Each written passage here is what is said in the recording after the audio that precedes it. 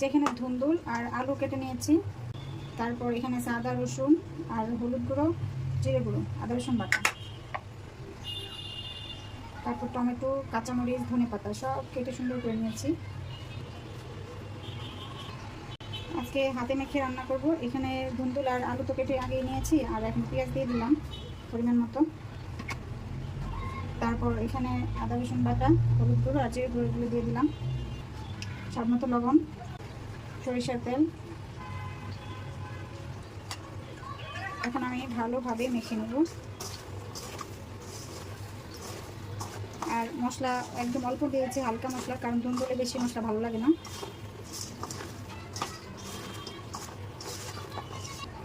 সুন্দরভাবে মাখাই নিয়েছি। এখন টমেটো আর কাঁচামরিচগুলো দিয়ে দেবো। এখানে কাঁচামরিচ দিয়েছি, আজকে শুকনো মরিচের ঝাল দিইনি, একদম শুধু কাঁচামরিচের ঝাল দিলাম। আর টমেটোটা আমি একদম কষলে নিব না, একটু আস্তে আস্তে থাকবে। হালকা মিশিয়ে নিলাম। আর ইলিশ মাছ দিয়ে রান্না করবো, তো ইলিশ মাছটা আমি ভেজে রান্না করি না সহজে। ভাজা খাইলে ভাজাই খাই, আর যখন রান্না করি তখন এইভাবেই রান্না করি। এখানে পানি বেশি দেবো না, আর ধুন্দুল থেকে বাকি পানি উঠবে, একটু ঝোল ঝোল টাইপ থাকবে।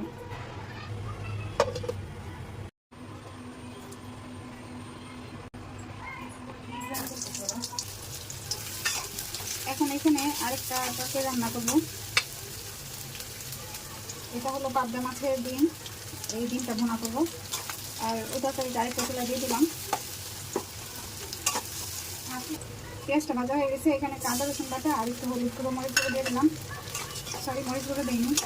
আর জিরা গুঁড়া ছিল না আজকে, নাই, আর করতে পারবো না, অনেকক্ষণ ধরে কাজ করতেছি, ক্লান্ত লাগতেছে, যা আছে তাই দিয়ে এখন রান্না করে দেবো। মশলাটা কষানো হয়ে গেছে, এখন মাছের ডিমগুলো দিয়ে দিলাম। আর মাছের ডিমগুলো ধুয়ে ফ্রিজে রাখছিলাম আমি, কাটার পর আগে ধুয়ে ফ্রিজে রেখে দিয়েছিলাম।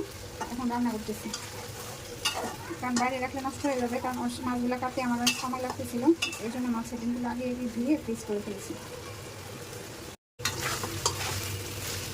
ডিমটা অনেকটাই ভুনা হয়ে গেছে, রান্না হয়ে গেছে। এখন কাঁচামরিচ দিয়ে দিব ঝালের জন্য, একটু কাঁচামরিচ আর একটু ধনেপাতা দিয়ে দিলাম। বাচ্চারা খাবে তো, ঝালটা কম দিয়েছি। আর বাচ্চারা ইলিশ মাছ খাবে না, ইলিশ মাছটা শুধু আমাদের বড়দের জন্য, ওরা কাটার জন্য খেতে চায় না।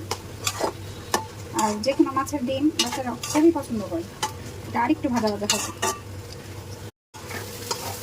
ডিম ভোনা হয়ে গেছে, তেল উঠে আসছে। এটা ভাজা ভাজাই কিন্তু ভালো লাগে, এটা ঝোল ফ্রাই থাকলে না একদম মজা লাগে না। এখন ভাজা ভাজা হলে খেতে খুব ভালো লাগে। আর বাচ্চারা খাবে বলে আমি ঝালটা একটু কম দিয়েছি, ঝালটা আপনারা নিজেদের মতো করে দিয়ে নেবেন।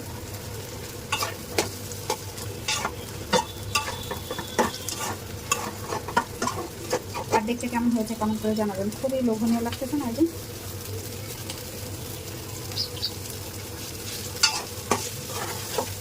ডিম ভোনা হলে আমার 2 মেয়ের আর কিছুই লাগবে না, একদম এটা দিয়ে খেয়ে নেবেন।